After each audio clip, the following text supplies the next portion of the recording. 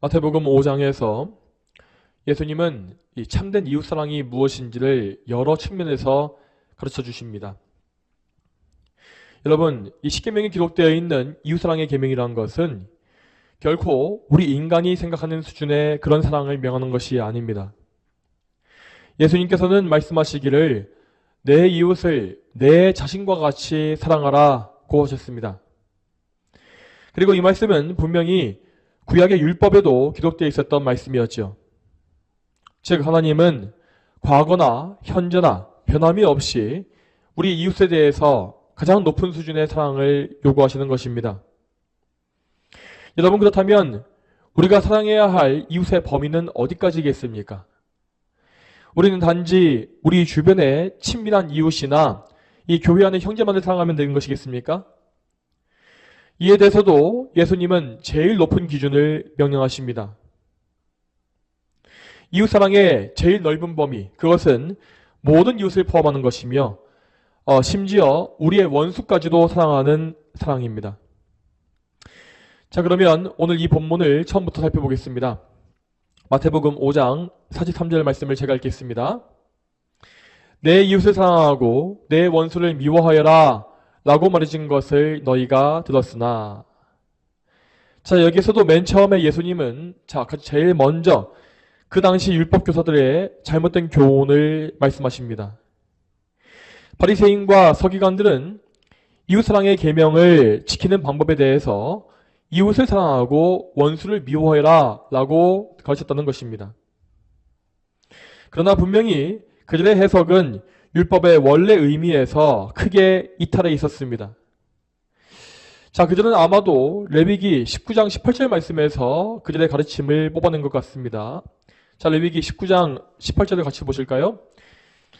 너는 보복하지 말며 내 백성의 자녀에게 앙심을 품지 말고 내 이웃을 내 자신과 같이 사랑하여라. 나는 여호와이다. 아멘. 자, 이 말씀과 오늘 본문의 43절을 비교해보면 크게 두 가지의 오류를 발견할 수 있습니다. 먼저 첫째로 우리는 바리새인들이 이웃사랑에서 내 자신과 같이라는 말을 제거했다는 사실을 알 수 있습니다. 여러분, 이 내 자신과 같이라는 이 표현은 인간의 모든 변명과 조건을 일축해버리는 매우 강력한 표현입니다. 우리가 알다시피 모든 인간이 제일 사랑하는 것은 다른 이웃이 아니라 무엇보다 자기 자신입니다. 그러므로 이 말씀은 우리가 우리의 이웃에게 나 자신에게 베푸는 만큼의 그 최상의 사랑을 항상 주어야 한다는 것을 명확히 보여줍니다. 여러분, 이와 같이 하나님의 기준은 항상 우리에게 완전함을 요구합니다. 이 완전함에 미치지 못하는 것은 하나님께서 말씀하신 이웃사랑에 미달되는 것입니다. 그렇지만 바리새인들은 내 자신과 같이라는 말을 제거함으로써 지금 스스로에게 면죄부를 준 것입니다. 그렇게 함으로써 그들은 자기의 생각과 의견대로 이웃사랑의 기준을 정해놓고 자신은 이미 그 계명에 순종하고 있다고 주장했습니다. 여러분, 우리는 그들과 같이 이런 거짓된 방식으로 우리 양심을 속여서는 안 될 것입니다. 하나님께서 요구하시는 율법의 기준은 완벽입니다. 이 완벽에 이르지 못하는 것은 모두 죄이기 때문에 사실상 우리는 율법의 모든 면에서 항상 죄를 짓고 또 짓고 있는 것입니다. 여러분, 우리는 결코 우리 자신의 의로서 하나님 앞에 설 수가 없고 우리 양심을 평안하게 만들 수 없습니다. 우리는 오직 예수 그리스도의 완전한 의로만 의롭다고 여기심 받고 양심의 평화를 얻을 수가 있는 것입니다. 자, 다음으로 둘째, 우리는 이 말씀에서 원수를 미워해라 라는 이 말에 주목해야 합니다. 아까 살펴봤던 레위기 19장 18절의 말씀에는 보복을 금지하고 백성의 자녀에게 앙심을 품지 말라라고 하고 있습니다. 이 말씀에서 우리는 원수를 미워해라 라는 표현을 절대 찾지 못합니다. 또한 구약성경의 율법에는 그 어디에도 원수에 대한 미움을 명한 바가 없습니다. 오히려 출애굽기의 말씀을 보게 되면 원수의 소나 나귀를 돌봐주어라 라고 말씀하신 것을 볼 수 있고, 또 더 나아가서 잠언을 보게 되면 내 원수가 엎드러질 때에 기뻐하지 말라 라고 하신 것을 우리는 볼 수 있습니다. 그러면 유대인들은 어떤 말씀을 근거로 해서 원수에 대한 미움을 전당했던 것일까요? 그들은 아마도 악인들에 대한 하나님의 진노를 표현하는 구절들을 가져온 것 같습니다. 예를 들어서 시편 139편 21절과 22절을 보게 되면 이런 말씀이 나와 있습니다. 시편 139편 21절과 22절을 보겠습니다. 여호와시여, 주님을 미워하는 자를 내가 미워하지 않으며 주님을 대적하여 일어나는 자를 어찌 증오하지 않겠습니까? 내가 그들을 심히 미워하니 그들이 내 원수입니다.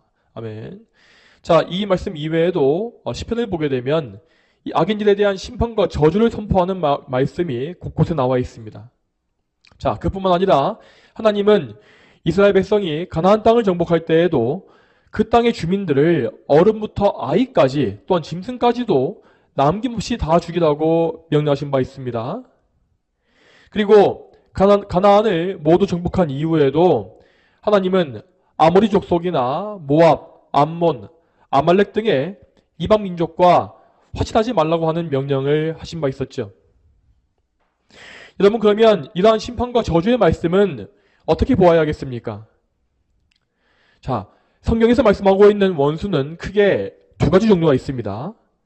첫 번째는 하나님의 원수인 공적인 원수이고, 둘째는 우리의 개인적인 원수입니다.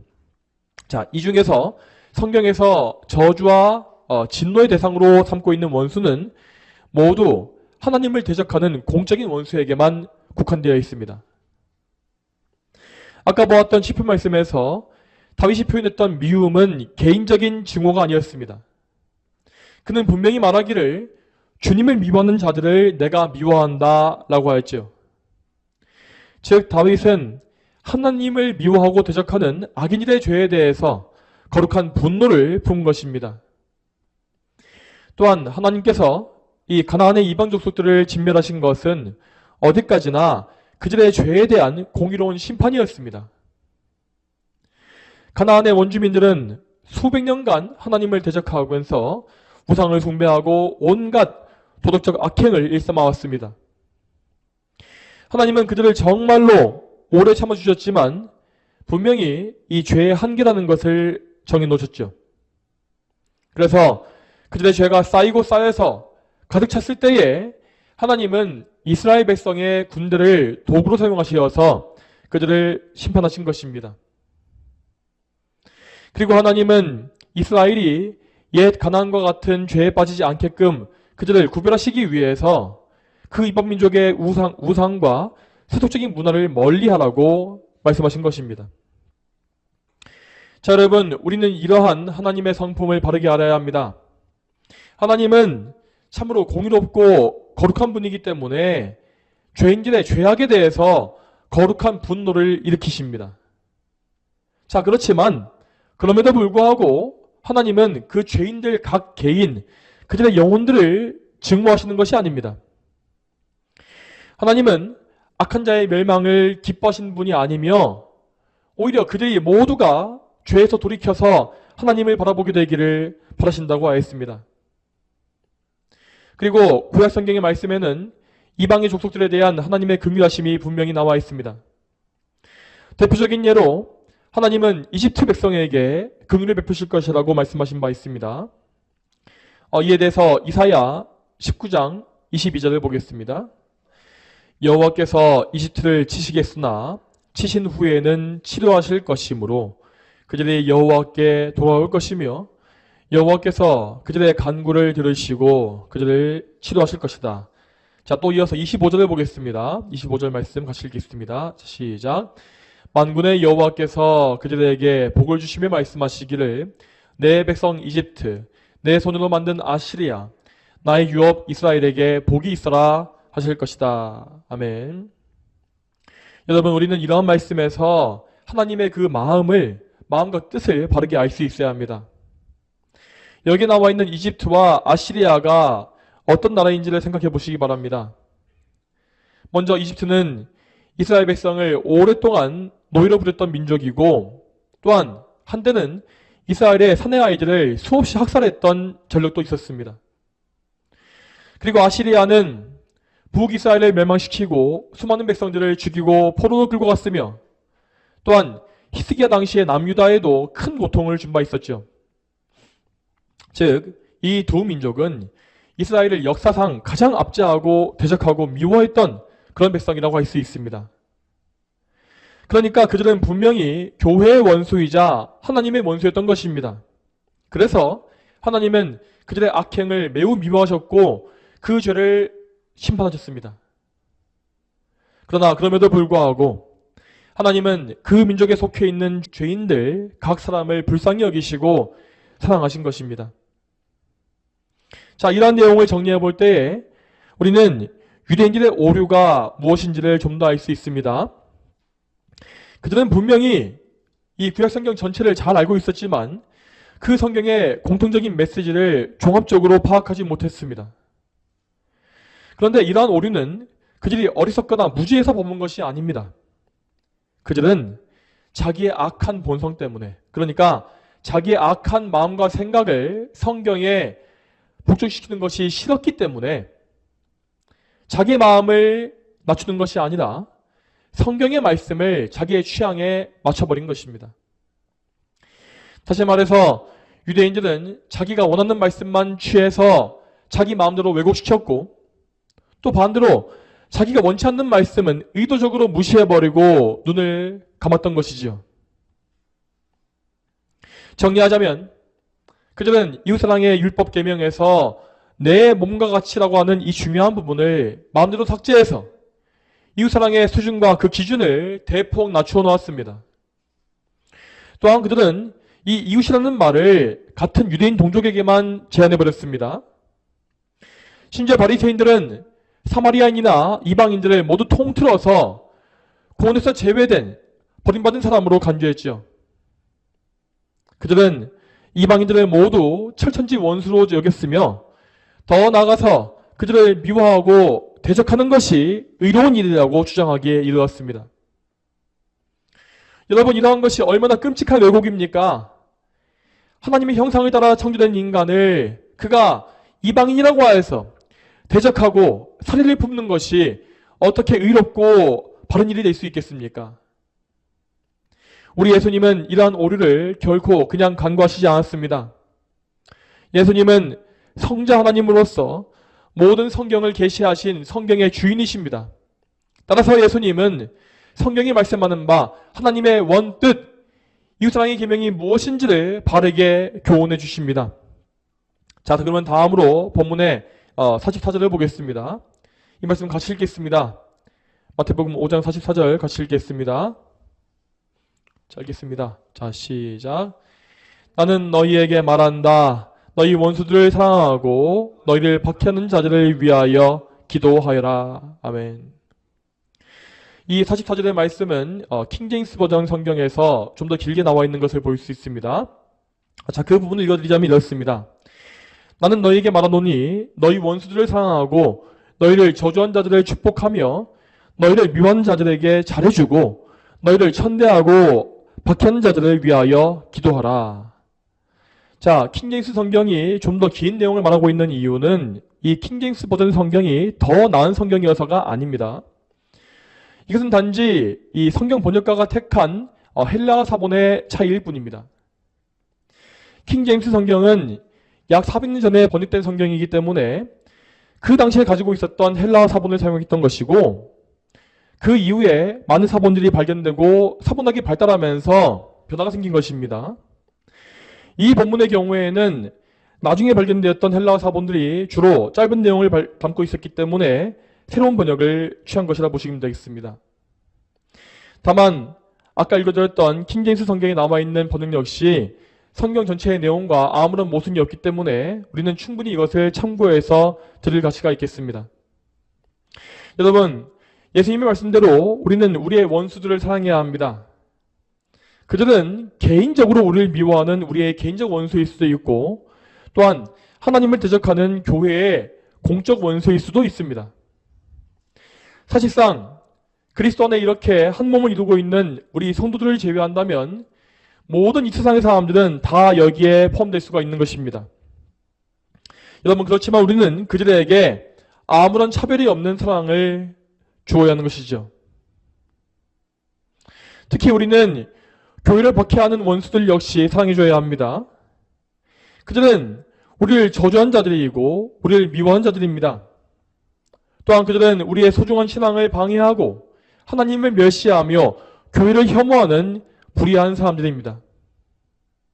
그러나 우리 주님은 그들을 위해서 기도해 주어라 라고 말씀하십니다.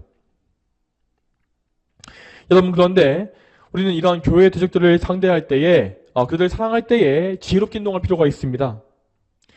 만약 우리가 그들을 사랑하기 위하여서 그들과 뭔가 적극적인 교류와 친교를 하게 된다면 우리는 결과적으로 교회를 학대하는 그들의 목적에 이용당하기가 쉽습니다. 그러므로 우리는 교회의 원수들에 대해서 올바른 사랑의 방식을 택해야 합니다. 그 방식은 바로 그들의 영혼을 위해서 하나님 앞에 기도하는 것입니다.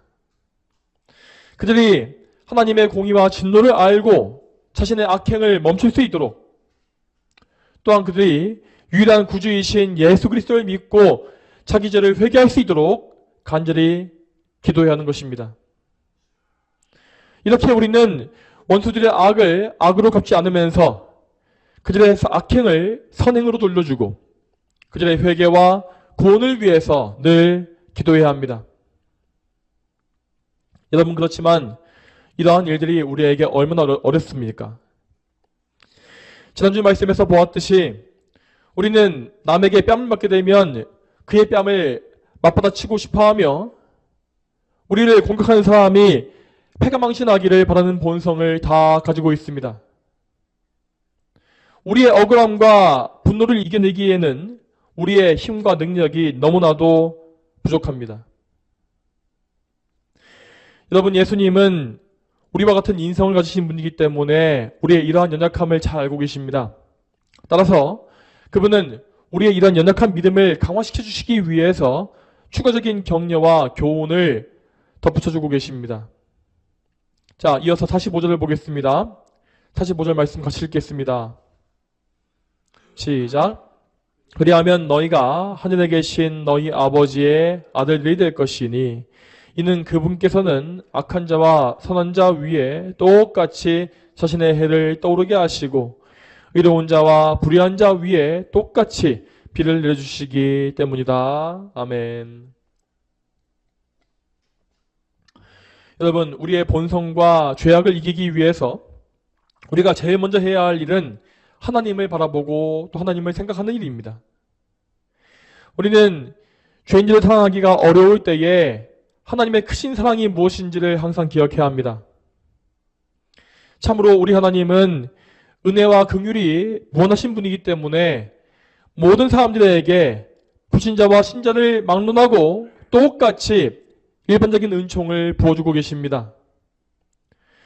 이 세상을 밝히고 있는 밝고 따뜻한 태양빛과 또한 메마른 대지를 적시는 단비는 불신자와 신자에게 동일하게 내립니다. 자, 그런데 사실 하나님은 충분히 이러한 은총도 선별적으로 주실 수가 있습니다. 우리가 이집트의 10가지 재앙에서도 볼 수 있는 바와 같이 하나님은 얼마든지 이스라엘 백성에게만 빛을 주시고 이집트에는 캄캄한 흑암을 주실 수 있는 능력이 있습니다. 그럼에도 하나님께서 모든 사람을 돌봐주시는 그런 이유는 그분의 한량없는 사랑과 긍휼과 인내의 성품 때문입니다. 이러한 하나님의 성품을 온전히 알고 있다면 우리는 결단코 악인들을 향해서 함부로 미움을 드러낼 수가 없을 것입니다.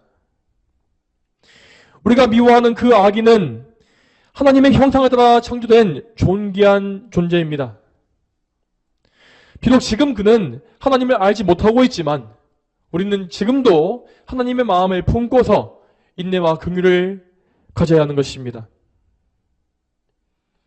또한 여러분, 45절 맨 첫 번째 부분에서 예수님은 말씀하시기를 그리하면 너희가 하늘에 계신 너희 아버지의 아들들이 될 것이다 라고 하신 바 있습니다. 자, 이 말씀은 곧 우리의 사랑이 우리의 신분을 증거한다는 뜻입니다. 우리가 참으로 하나님의 마음을 알고 하나님의 사랑을 품고 행한다면 그것은 곧 우리가 하나님의 자녀임을 보여주는 가장 확실한 증거가 된다는 것입니다.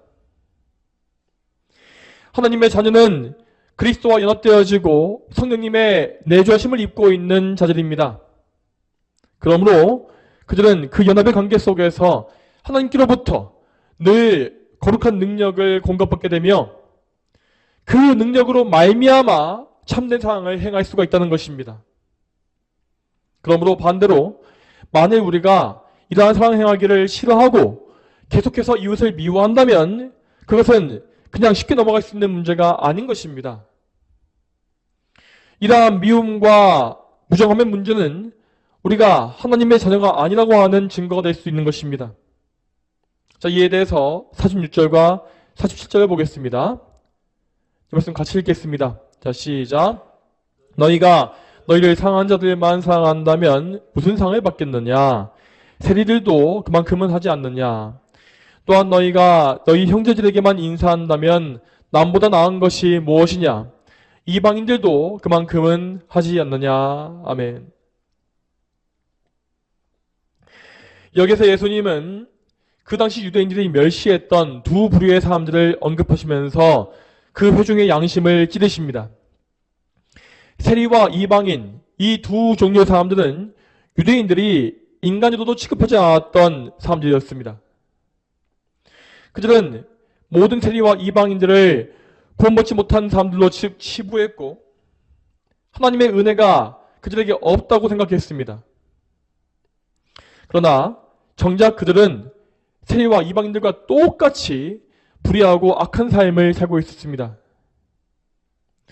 유대인들 대부분은 이 자연인, 불신자 그들의 모습을 가지고서 계속 이웃을 미워하고 자신을 높였습니다. 그러므로 그들에게는 그리스도와 연합되어진 증거가 없었고 하나님의 자녀라고 하는 증거 역시 없었습니다. 그러면서도 그들은 자신이 하나님의 백성이요 참된 이스라엘 백성이라고 자부했던 것입니다. 여러분, 우리는 유대인들의 이러한 모습을 우리에게도 적용해야 합니다. 우리는 항상 모든 말씀을 나 자신을 향한 하나님의 말씀으로 들을 수 있어야 합니다. 나에게 속한 모든 부분들은 다 말씀 앞에 세워지고 점검되어야 할 부분인 것입니다. 설령 우리 자신에게 어떤 크게 어려움을 느끼지 않는 부분이 있거나 혹 스스로 잘하고 있다고 여기는 부분이 있다면 오히려 거기에 더 심각한 문제가 있을 수 있다는 사실을 우리는 알아야 합니다. 우리는 항상 착각하지 말아야 합니다. 만일 우리가 성경의 말씀을 있는 그대로 깊이 상고하지 아니하고 나의 현재 상태를 말씀 앞에 놓고 점검하기를 싫어한다면 우리는 지금 이방인과 세리와 같은 상태에 있는 것과 같습니다. 또 만일 우리가 말씀 앞에서 우리 자신을 낮추지 않는다면 그 역시 우리의 눈 멀고 비참한 처지를 드러내고 있는 것입니다. 우리는 항상 모든 율법 앞에서 철저한 비참함과 부끄러움을 느낄 수밖에 없습니다. 왜냐하면 하나님의 율법은 우리에게 항상 완벽함을 요구하기 때문입니다. 오늘 본문 마지막에 48절에서 예수님 분명히 이렇게 말씀하십니다.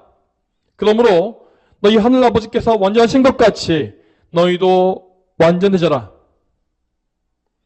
여러분, 우리는 10계명의 첫 계명부터 10번째 계명까지 어떤 계명에 대해서도 이 완전에 이를 수가 없습니다. 우리는 매일 순간 숨 쉬듯이 모든 계명을 다 어기면서 살고 있는 죄인에 불과합니다. 여러분, 이러한 사실은 우리가 우리 자신에 대해서 판단하고 느끼는 것과는 아무런 관계가 없습니다. 우리는 실제로 어떤 특정한 죄에 대해서 더 많은 약함을 가지고 있기도 하고 또한 그 약한 죄의 부분에 대해서 더 큰 죄책감을 느낄 때도 있습니다. 그렇지만 이러한 느낌과 관계가 없이 모든 사람은 다 똑같이 계명의 모든 부분을 조목조목 다 어기고 있는 것입니다. 왜냐하면 우리는 모든 계명에 대해서 절대 완전하지 못하기 때문입니다. 여러분, 하나님께서 말씀하시고 계시는 완전이라고 하는 것은 모든 순간에 100% 순종하는 그런 것입니다. 이 기준에 맞추기 위해서 우리는 매일 매순간 하나님을 100% 사랑하고 있어야 하고 그분의 말씀에 항상 완벽하게 순종해야 합니다. 그렇지만 우리는 완벽은커녕 하나님을 아예 잊어버린 것 같이 살아갈 때가 너무나 많습니다. 또한 우리는 우리 이웃 역시 모든 순간에 완전히 사랑할 수가 없습니다. 우리가 완전히 맞추기 위해서는 정말 찰나의 순간이라도 누군가를 미워하지 말아야 합니다.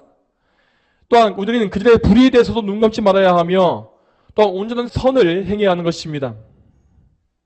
그렇지만 우리가 아는 바와 같이 우리는 밥 먹듯이 사랑을 잃어버리고 남을 미워하며 심지어 우리와 제일 친밀하고 사랑하는 이웃에 대해서도 죄를 지을 때가 많습니다.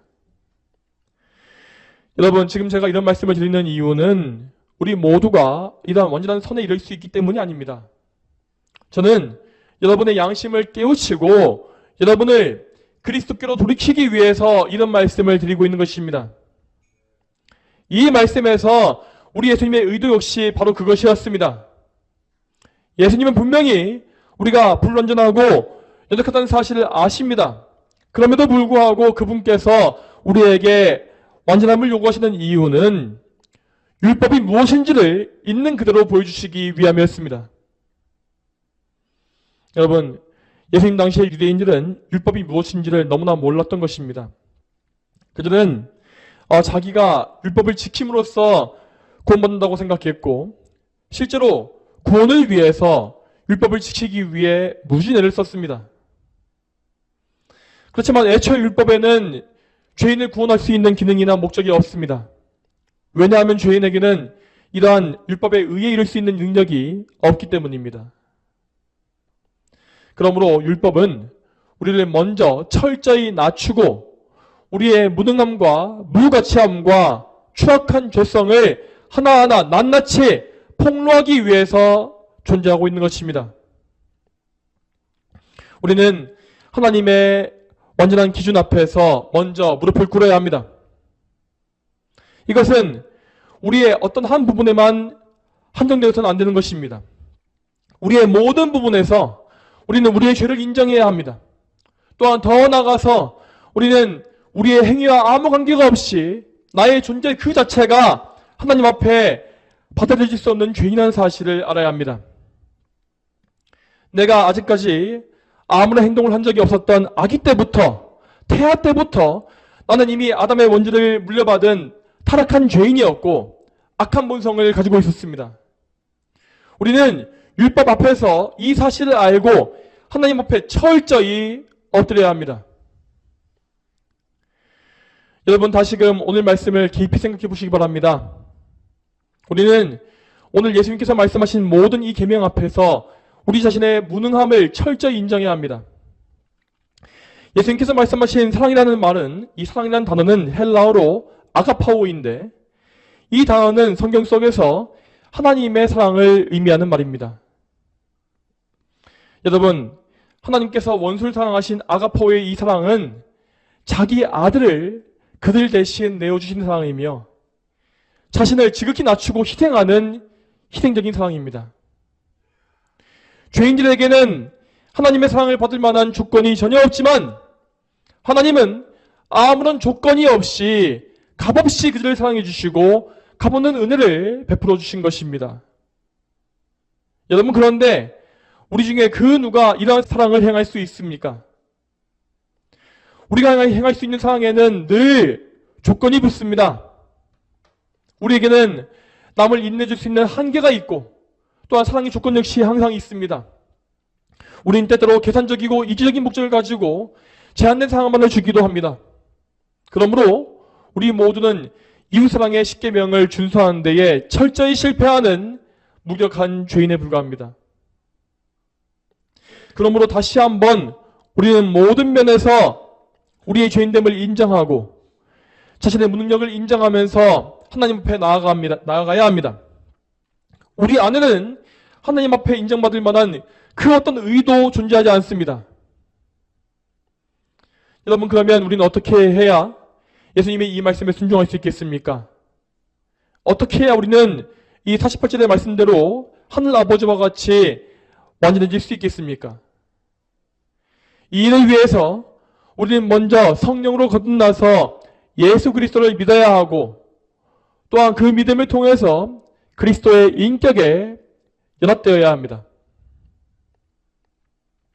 또한 여러분, 우리는 그리스도께 연합되기 위해서 먼저 철저히 죽어야 합니다. 철저한 죽음, 우리의 본성과 옛사람의 철저한 죽음이 먼저 이루어져야만 우리는 우리의 생명이신 그리스도를 붙잡을 수가 있습니다. 나에게는 아무런 소망이 없습니다. 나는 하나님 앞에 정죄받기에 마땅한 죄인입니다. 오직 나에게는 그리스도의 공로가 필요합니다. 나의 죄를 용서하시는 보혈이 필요하고, 나를 이롭다고 인정해 주실 수 있는 예수님의 의가 필요합니다. 이러한 고백을 하면서 이 사실을 믿고 예수님께만 철저히 의지하고 믿어야 하는 것입니다. 이러한 믿음으로 말미암아 우리는 비로소 하나님 앞에 완전하다고 하는 인정을 받을 수가 있습니다.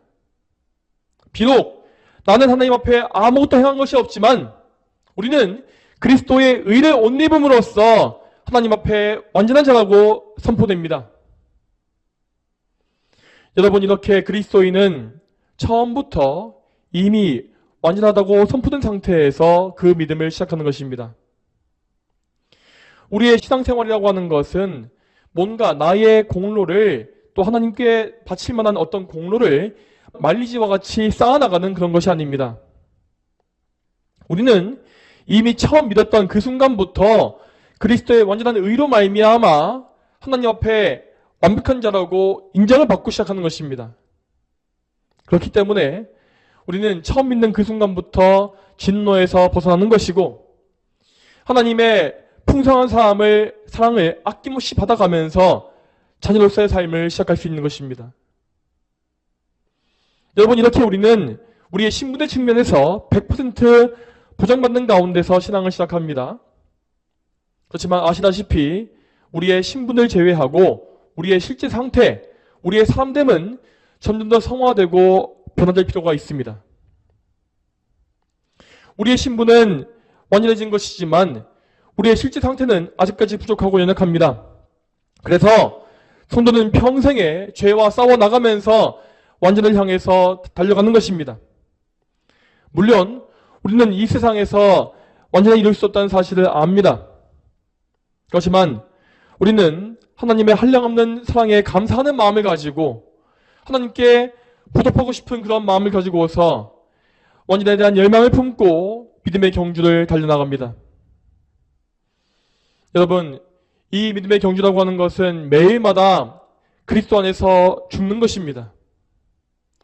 내 안에 남아있는 폭력과 살인과 음행과 시기와 질투와 의심과 불신앙, 우상숭배, 탐심, 도둑질 등을 하나하나 골라내어 죽이고 부인하면서 그리스도 안에서 새 사람으로 다시 사는 것입니다. 이 과정을 위하여서 우리는 날마다 말씀을 깊이 묵상하고 말씀 앞에서 회개하면서 우리 자신을 십자가에 못 박아야 합니다. 여러분, 그런데 우리는 이 성화의 과정 역시 우리의 힘으로써 이루어내는 것이 아닙니다. 성화는 전적으로 그리스도의 공로로 말미암아 하나님의 주권과 능력으로서 이루어지는 과정입니다. 따라서 우리는 이 성화의 과정 속에서도 오직 하나님께만 의지하고 하나님께 영광을 돌리면서 이 길을 걸어가야 합니다. 그러면 이제 오늘 이 말씀을 우리의 실제 삶에 좀 더 구체적으로 적용해 보겠습니다. 여러분, 우리는 오늘 예수님의 이 교훈을 통해서 우리의 이웃사랑을 세부적으로도 점검하고 교정해야 합니다. 자, 먼저 우리는 이웃에 대한 사랑이 죄를 덮어놓고 모른 채 하는 것이 아님을 알아야 합니다. 우리는 이웃이 하나님께 죄 짓는 것을 볼 때에 그것을 눈 감고 있지 말아야 합니다. 우리는 그 사실을 단호하면서도 지혜롭게 말해줌으로써 그들을 죄에서 돌이키는 역할을 해야 합니다. 이것은 예수님께서도 실제로 행하신 일입니다. 예수님은 바리새인과 서기관들을 비롯한 유대인 지도자들과 정말 격렬하게 논쟁하셨고, 그들이 하나님을 모욕한다는 사실을 분명히 말씀하셨습니다. 이것은 분명히 하나님의 공의에 일치하는 거룩한 분노였습니다. 이렇게 비진리와 싸우는 싸움은 결코 사랑이 없는 행동이 아닙니다. 오히려 그들을 사랑하기 때문에 우리는 그들을 그 무서운 죄에서 건져내기 위해서 힘쓰는 것입니다. 여러분, 사실이 이럼에도 불구하고 오늘날의 교회는 하나님의 공의와 거룩한 분노에 대해서 거의 말하지 않고 있습니다. 그들은 현대 심리학과 대중문화에 영향을 받아서 사람들의 마음을 어루만져 주는 일에만 관심을 가집니다. 현대 회중들이 율법에 대해서 듣기 싫어하고 진노와 심판과 지옥을 거북하게 느끼기 때문에 그들은 그러한 메시지를 의도적으로 빼버리고 피하는 것입니다. 그러나 분명 성경은 하나님의 공의와 죄인의 심판을 선포하고 있습니다. 하나님의 공의를 빼놓고 그분의 사랑만 말하는 것은 그분을 불의하고 악한 분으로 왜곡하는 것입니다. 죄인은 먼저 율법을 통해서 죄를 지적받아야 하고 그 죄의 심각성과 무거운 대가를 있는 그대로 알아야 합니다. 그렇지 않으면 결코 그들은 하나님께로 돌이키지 못하기 때문입니다. 이렇게 우리는 죄인들을 죄에서 돌이키는 일에 항상 마음을 써야 합니다. 자, 그렇지만 그와 동시에 우리는 항상 우리에게 지금 사랑이 있는지를 많이 생각해야 할 것입니다. 특히 우리 개혁주의 교회의 성도들은 이 사실을 늘 더 많이 기억해야 합니다. 자, 교리를 많이 배우게 되면 우리는 자연히 현대 교회의 오류에 대해서도 오류가 눈에 들어올 것이고 그것을 많이 비판할 수밖에 없습니다. 또한 이 세상에 대해서도 반성경적인 악한 죄악들을 신랄하게 공격할 수밖에 없죠. 물론 앞서 말씀드린 바와 같이 성경적인 비판은 반드시 해야 하는 의무입니다. 그래야만 그것을 듣는 악인들 중에 일부라도 그 말을 듣고서 마음의 찔림을 받고 돌아올 수 있기 때문입니다. 그러나 항상 우리는 이 부분에서 우리 자신을 잘 돌아봐야 합니다. 여러분, 이 교회 안에 어떤 사람은 자신이 유창하게 비판을 잘한다고 해서 또한 죄악에 대해서 화를 낸다고 해서 자기가 올바른 길 위에 있다고 생각하는 것을 볼 수 있습니다. 여러분, 그렇지만 이러한 행동 자체는 거듭나지 않은 자연인도 충분히 할 수 있는 일입니다. 불신자들이 정치와 사상에 대해서 격렬한 논쟁을 벌일 수 있는 것과 같이 명목상의 교인들도 얼마든지 자기의 머리와 지식을 통해서도 교리와 신앙에 대한 논쟁을 할 수가 있습니다. 그리고 이러한 이 불신앙적인 논쟁은 특히 개혁파 교회 안에서 많이 볼 수 있는 현상입니다. 단지 교리를 많이 배웠기 때문에 많이 알기 때문에 죄인들을 비판하는 그것입니다. 그러므로 이러한 오류에 빠지지 않기 위해서 우리는 우리 자신에게 양심적으로 질문해야 합니다. 우리에게는 정말로 하나님의 성품을 닮은 거룩한 분노가 있는 것입니까? 하나님의 이름이 모욕받으신 것에 대해서 마음이 불타고 그래서 그 죄악을 멈추게 하고 싶은 그런 마음이 있는 것입니까? 자, 만일 우리에게 이러한 분노가 존재하고 있다면 우리는 이제 다음으로 우리의 사랑을 점검해야 합니다. 우리가 과연 그 죄인들을 향해서 불쌍히 여기고 사랑하는 마음을 가지고 있는지를 돌아봐야 하는 것입니다. 우리가 이웃의 죄를 비판할 때에 우리는 그 죄를 짓는 이웃들에 대해서 어떤 마음을 품고 있습니까? 우리는 그 사람을 미워하는 것입니까? 아니면 그의 죄를 미워하는 것입니까? 분명 우리에게는 죄인 자체를 미워하고 그들이 망하길 바라는 마음이 남아있을 것입니다. 특별히 지금 현재와 같이 불의가 승리하고 악인들이 환호하고 있는 이러한 말세에서 우리는 정말로 분노와 미움의 죄악에 가득 차기가 쉽습니다. 이 나라의 어리석은 좌파 국민들과 사악한 지도층에 대해서 미움이 생기고, 또한 영적으로 눈이 멀어서 비성경적 교리와 신앙으로 하나님의 진노를 불러일으키고 있는 이 나라의 주리교회에 대해서도 너무나 분노가 커지는 것이 사실입니다. 여러분, 그렇지만 우리는 항상 우리의 죄를 회개하고 성경이 말씀하는 사랑으로 돌이켜야 합니다. 우리가 정말로 오늘 말씀과 같이 이웃을 사랑한다면, 예수 그리스도와 연합되어서 그분의 마음을 품고 있다면 우리는 저 죄인들에 대해서도 안타까운 마음을 품어야 합니다. 그들이 아무리 어리석고 악할지라도 그들 자체에 대해서 환멸과 멸시를 품지 말아야 하는 것입니다. 여러분, 그러므로 우리는 이러한 마음을 가지기 위해서 다시금 우리의 구원이신 하나님을 바라봐야 합니다. 하나님은 우리를 모든 죄와 악에서 건지실 수 있는 분입니다. 그러므로 하나님은 남을 미워함으로 짓는 살인의 죄에서도 우리를 능히 건져주실 것입니다. 또 하나님은 우리에게 우리의 미움을 거둬가실 뿐만 아니라 당신이 가지고 계시는 거룩한 사랑을 능히 보여주실 수 있는 분입니다. 우리의 머리가 되신 예수 그리스도를 통해서 우리는 하나님의 완전한 사랑을 받고 있으며 또한 그 사랑을 알 수 있습니다. 그리고 더 나아가서 우리는 그리스도께서 주시는 능력으로 말미암아 그분의 사랑을 참으로 행할 수가 있는 것입니다. 성도 여러분, 우리는 항상 우리의 죄악된 본성을 그냥 내버려 두지 말고 항상 나의 본성을 부인하며 그리스도를 가까이 해야 합니다. 우리의 본성이라는 것은 우리가 조금만 경건에 힘쓰지 아니하면 금세 죄로 치우치게 되어 있습니다. 그러므로 우리는 우리가 죄에 치우쳐서 죄인들에 대한 증오심이 피어날 때에 속히 우리의 마음을 그리스도께로 돌이켜야 하는 것입니다.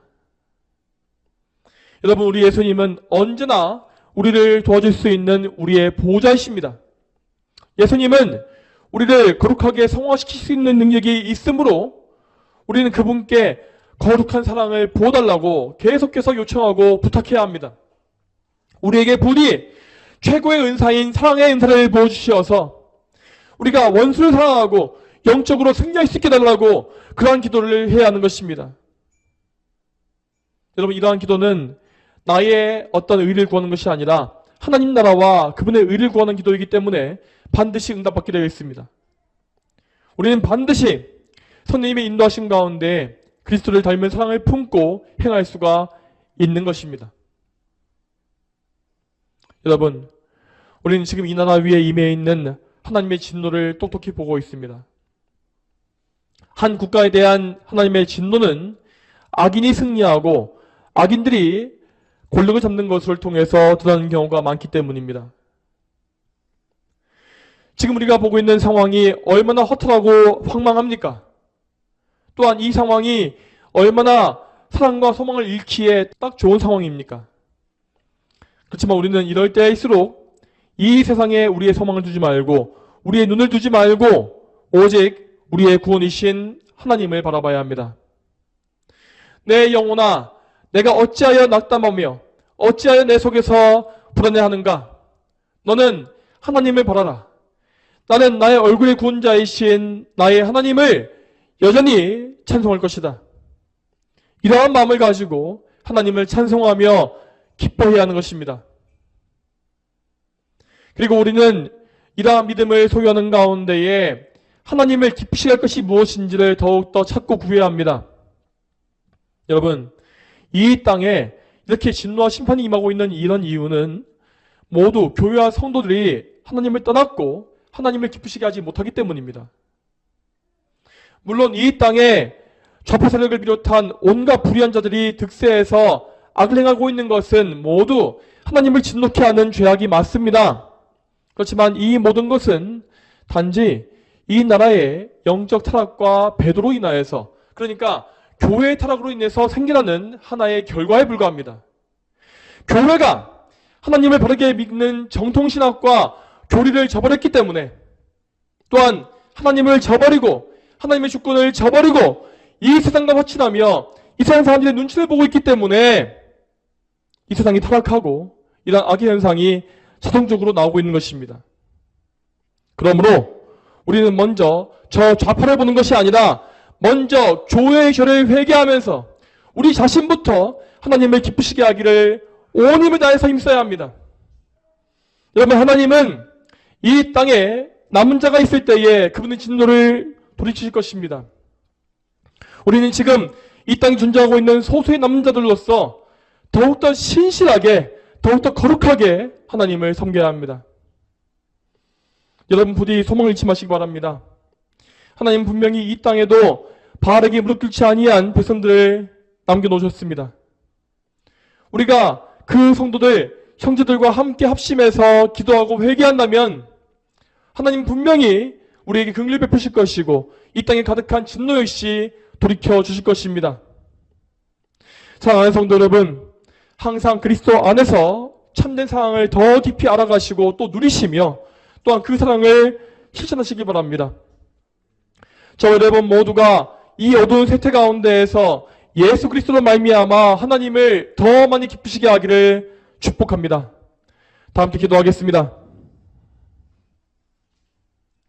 하나님 아버지, 오늘도 마태복음에 나와 있는 이 귀한 말씀을 통하여서 우리가 이웃을 사랑하는 것이 무엇인지를 정말 그 너비와 깊이와 그 엄청난 내용들을 더 많이 알아가게 하심에 참으로 감사합니다.